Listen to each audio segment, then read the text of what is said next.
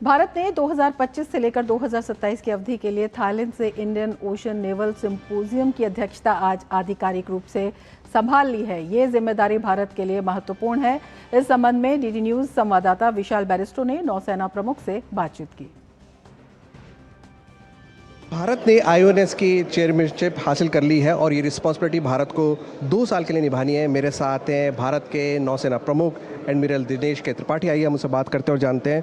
Sir, IFR, मिलन और अब आईओएनएस, बहुत बड़ी रिस्पॉन्सिबिलिटी आ गई है भारतीय नौसेना पर। जी, इंडियन ओशन नेवल सिंपोजियम आपको पता है कि भारत ने ही शुरू किया था 2008 में, और हमने 2008 से 2010 तक उसकी चेयरमैनशिप की थी।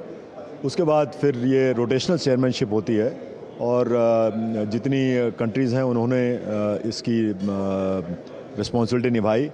और हमसे पहले अभी आज तक, आज सुबह तक आपने देखा होगा, आपने प्रोग्राम देखा है कि रॉयल थाईलैंड नेवी, उनके पास ये 2 साल की चेयरमैनशिप थी। उन्होंने बहुत अच्छा काम किया। आज से अगले 2 साल के लिए ये चेयरमैनशिप हमारे पास फिर से 16 साल के बाद आई है, और हमने अपना रोड मैप ऑलरेडी तैयार कर लिया है कि किस तरह से ये जो ऑर्गेनाइजेशन है इसका किस तरह से बाखूबी से यूटिलाइज़ किया जाए, जिससे कि इंडियन ओशन रीजन में मैरीटाइम सिक्योरिटी, मैरीटाइम चैलेंजेस, उनको अच्छे से एड्रेस किया जाए।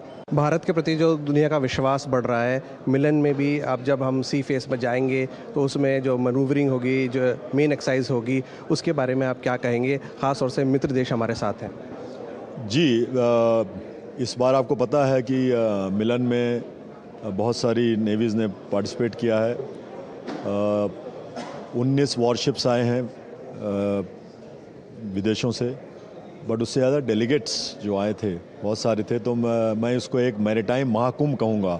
करीब 74 देशों से डेलीगेट्स और वॉरशिप्स आए थे।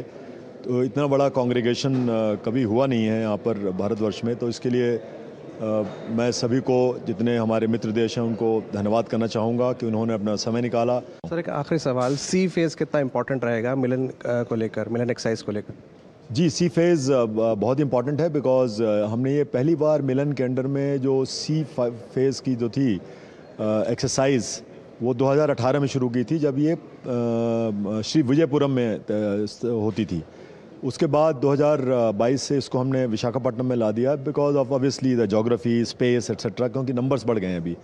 तो सी फेज़ में हम जब एक साथ काम करेंगे तो एक दूसरे से सीखेंगे।